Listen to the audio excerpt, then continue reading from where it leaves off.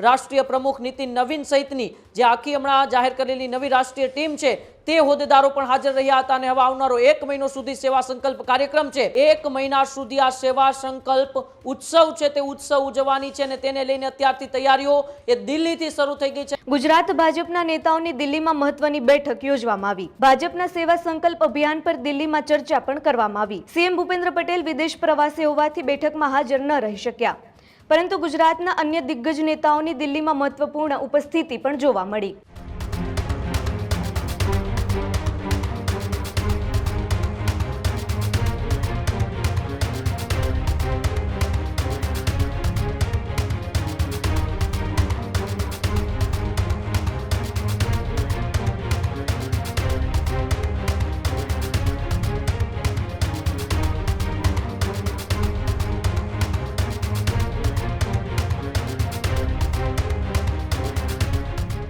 महत्वपूर्ण समाचार में विगतवार बात करिए तो समाचार भाजपा सेवा संकल्प महोत्सव ने लईने सामे आवी रह्या छे।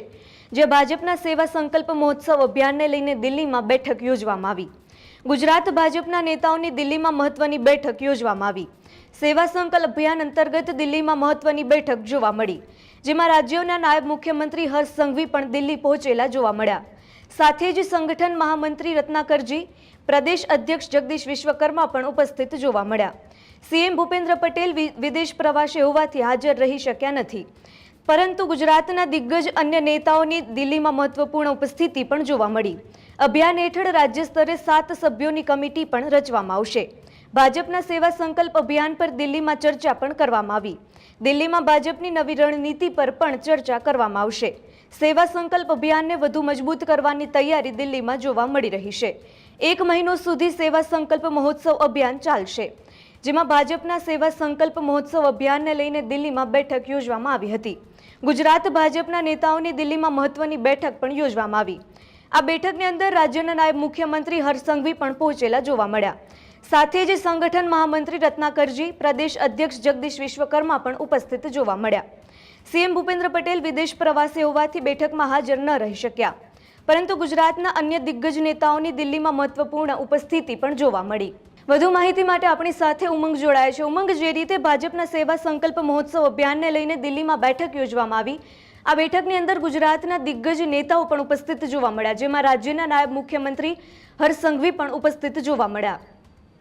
જી બિલકુલ, દિલ્હીની અંદર બેઠકોનો દોર શરૂ થઈ ગયો છે, કારણ કે સેવા સંકલ્પ કાર્યક્રમને લઈને ભારતીય જનતા પાર્ટી તૈયારીઓ શરૂ કરી દીધી છે। સરકાર અને સંગઠન બંનેના હોદ્દેદારોની આજે દિલ્હીની અંદર ઉચ્ચ સ્તરીય બેઠક મળી હતી। આ બેઠકની અંદર રાજ્યના નાયબ મુખ્યમંત્રી હર્ષ સંઘવી પણ ઉપસ્થિત રહ્યા હતા, તો સંગઠનમાંથી પ્રદેશ પ્રમુખ જગદીશ વિશ્વકર્મા અને સંગઠન મહામંત્રી રત્નાકરજી પણ ઉપસ્થિત રહ્યા હતા। રાજ્યના મુખ્યમંત્રી વિદેશ પ્રવાસ હોવાથી તેઓ હાજરી નહોતા આપી શક્યા, પરંતુ ગુજરાતની અંદરથી સરકાર અને સંગઠન બંનેના જે પ્રતિનિધિઓ હતા તે ત્યાં હાજર રહ્યા હતા। દિલ્હીની અંદર ઉચ્ચ સ્તરીય બેઠક હતી, જેમાં રાષ્ટ્રીય પ્રમુખ નીતિન નવીન સહિતની જે આખી હમણાં જાહેર કરેલી નવી રાષ્ટ્રીય ટીમ છે તે હોદ્દેદારો પણ હાજર રહ્યા હતા અને હવે આવનારો 1 મહિનો સુધી સેવા સંકલ્પ કાર્યક્રમ છે તે સેવા સંકલ્પ કાર્યક્રમ ચાલવાનો છે। તેમાં રાજ્ય કક્ષાએ 7 જેટલા જે સભ્યો છે તેમની રચના કરવામાં આવશે। ત્યારે ભારતીય જનતા પાર્ટી દેશવ્યાપી આ સેવા સંકલ્પ અભિયાન છે તે આખા દેશની અંદર ચલાવવામાં છે અને આ અભિયાન સેવા સંકલ્પ મહોત્સવના નામથી ચલાવવામાં આવશે।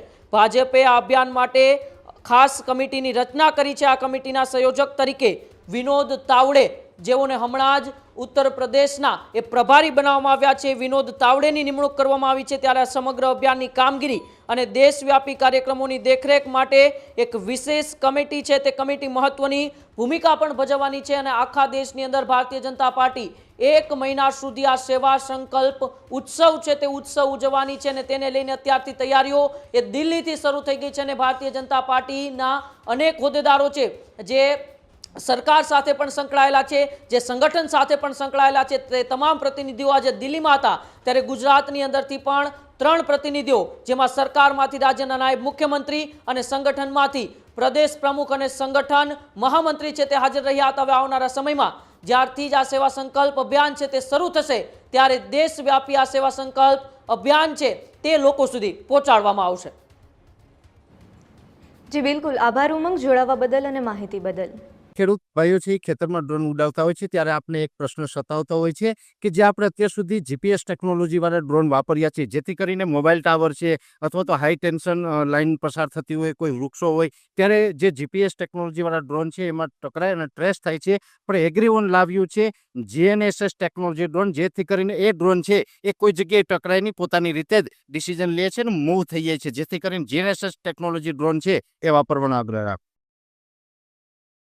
આ જ પ્રકારની તમામ અપડેટ જોવા માટે ન્યૂઝરૂમ ગુજરાતને લાઇક, શેર અને સબસ્ક્રાઇબ કરવાનું ભૂલતા નહીં.